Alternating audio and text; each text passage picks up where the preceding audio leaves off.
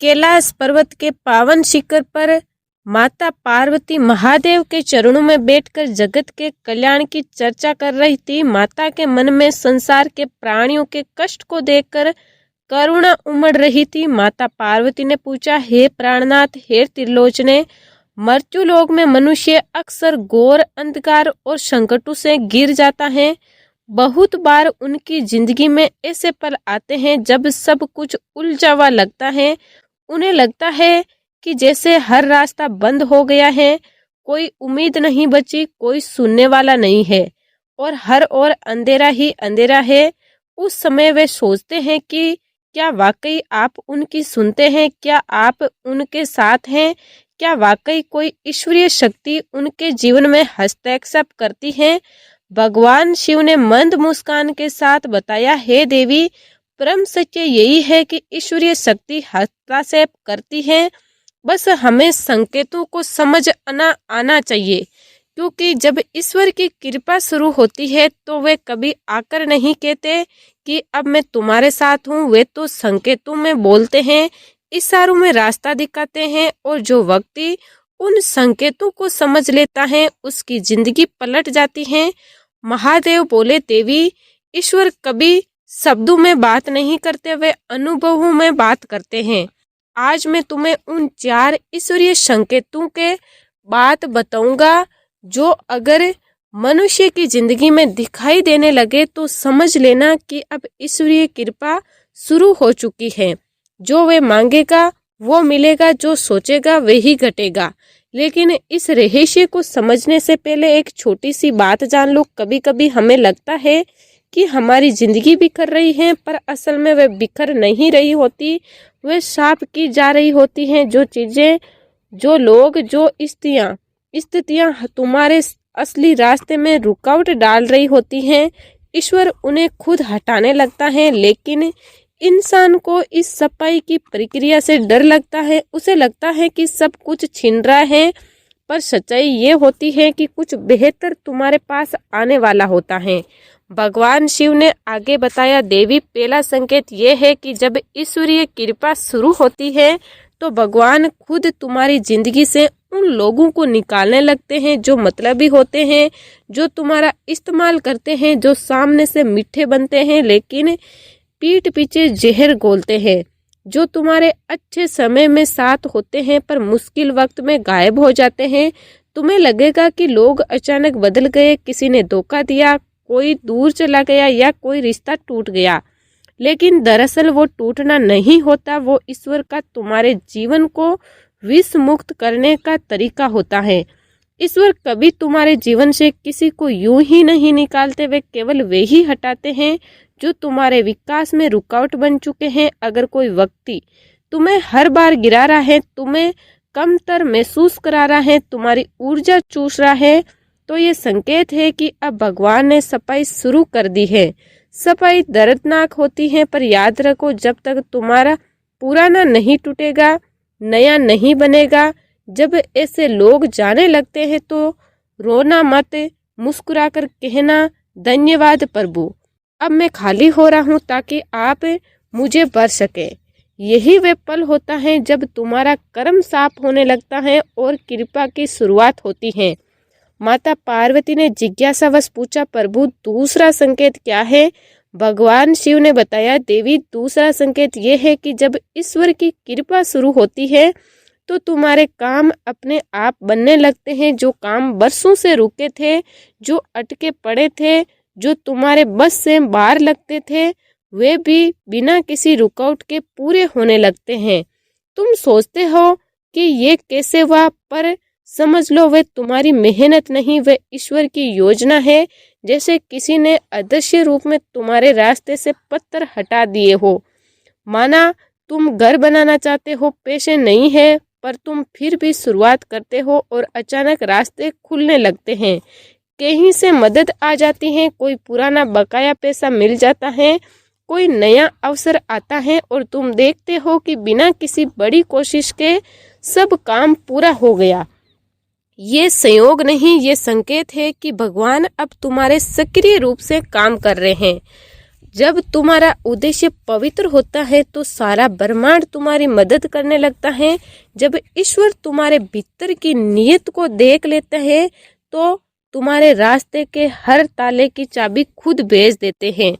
तुम्हारे लिए समय रुक जाता है, लोग मददगार बन जाते हैं और परिस्थितियां तुम्हारे पक्ष में डल जाती हैं।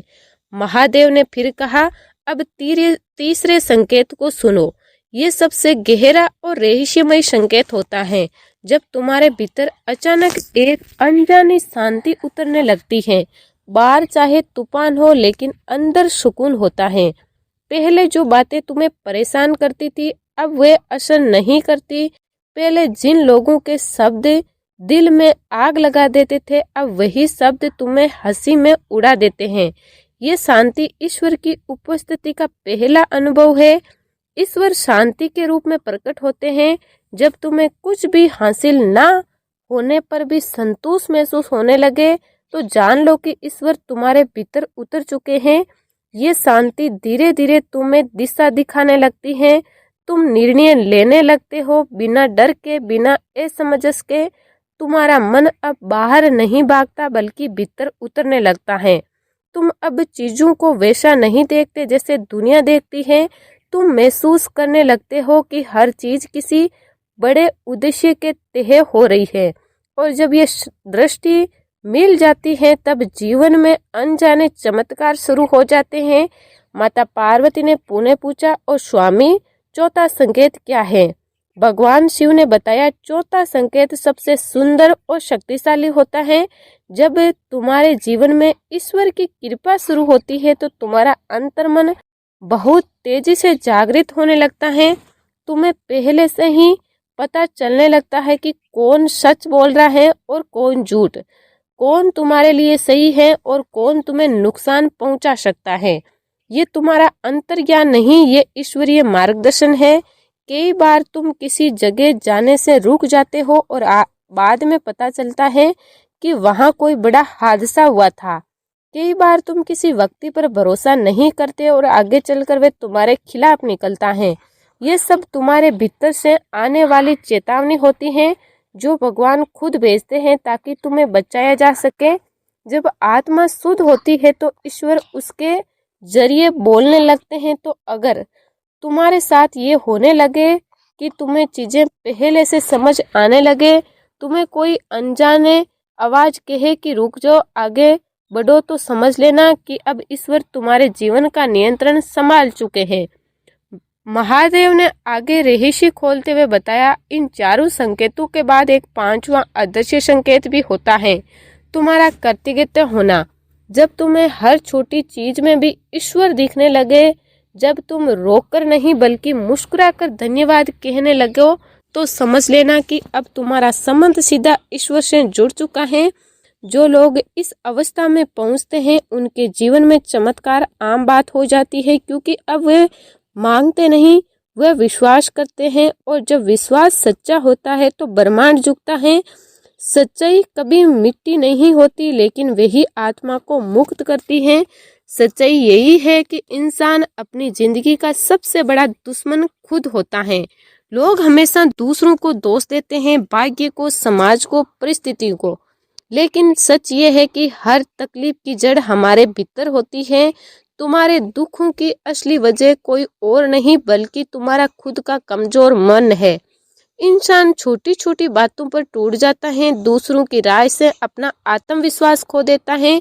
जिस दिन तुम ये सोचने लगो कि कोई और तुमसे बेहतर है, उसी दिन तुम अपनी आत्मा को, ताकत को खो देते हो। भगवान शिव ने ज्ञान को पूर्ण करते हुए बताया, देवी अगर तुम्हें ईश्वर चाहिए तो लोगों को खुश करना बंद करो, क्योंकि जो हर किसी को खुश करने की कोशिश करता है वह कभी खुद के प्रति सच्चा नहीं रह पाता। लोग तुमसे प्यार नहीं करते, वे सिर्फ तुम्हारी जरूरतों से प्यार करते हैं। जब तक तुम उनके काम आ रहे हो तब तक तुम अच्छे हो। जिस दिन तुम्हारा उपयोग खत्म हो गया उसी दिन तुम उनके लिए बोझ बन जाते हो। सच्चा साधक वही है जो इन रिश्तों की चाल को समझ लेता है और खुद को इस मोह से आजाद कर लेता है। अगर कोई चला गया तो वह तुम्हारे लिए जरूरी नहीं था, और जो जरूरी है वह कभी जाएगा नहीं। तुम्हारा मन ही तुम्हारा मंदिर है, पहले उसे साफ करो, फिर भगवान उसमें खुद प्रकट होंगे। अगर तुम दुखी हो तो तुम दुख के उसके जिम्मेदार हो। हर इंसान के पास दो विकल्प होते हैं, या तो वह अपने विचारों पर राज करे या उनका गुलाम बन जाए। जिसे अपने समय की कीमत नहीं पता, उसे अपनी जिंदगी की कीमत भी नहीं पता। समय ईश्वर का सबसे बड़ा उपहार है, और जो इंसान इसे व्यर्थ करता है वह खुद ईश्वर का अपमान करता है। ईश्वर उन लोगों से नहीं डरते जो पाप करते हैं, उनसे डरते हैं जो पाप करके भी खुद को सही ठहराते हैं। ईश्वर तुमसे पूर्णता नहीं चाहते, वे सिर्फ ईमानदारी चाहते हैं। अगर तुम अपने भीतर की कमजोरी को मान लो तो वही विनम्रता तुम्हें भगवान के करीब ले जाती है। हे पार्वती, अगर तुम सच्चे हो तो दुनिया तुम्हें तोड़ेगी, पर वही टूटना तुम्हें ईश्वर से जोड़ देगा। जब ये संकेत जीवन में दिखे तो समझ लेना कि अब ईश्वर ने तुम्हारा हाथ पकड़ लिया है।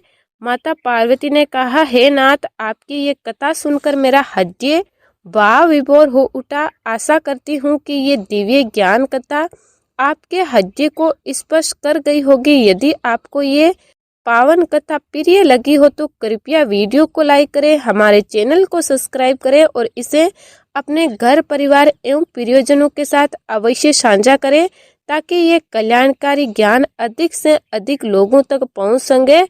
फिर मिलेंगे भगवान की एक और अलौकिक भावपूर्ण एवं प्रेरणादायक धार्मिक कथा के साथ। तब तक के लिए कमेंट बॉक्स में प्रेम और श्रद्धा से जय भोलेनाथ एवं माता पार्वती की जय अवश्य लिखें। जो भी स्त्री पुरुष इस ज्ञान कथा को प्रारंभ से अंत तक सच्चे मन और पूर्ण श्रद्धा भाव से सुनते हैं, उन पर भगवान शिव और माता पार्वती जी की कृपा सदैव बनी रहती है। आप सभी पर परमात्मा की अनंत कृपा सदा बनी रहे। आप सभी का हृदय से बहुत बहुत धन्यवाद।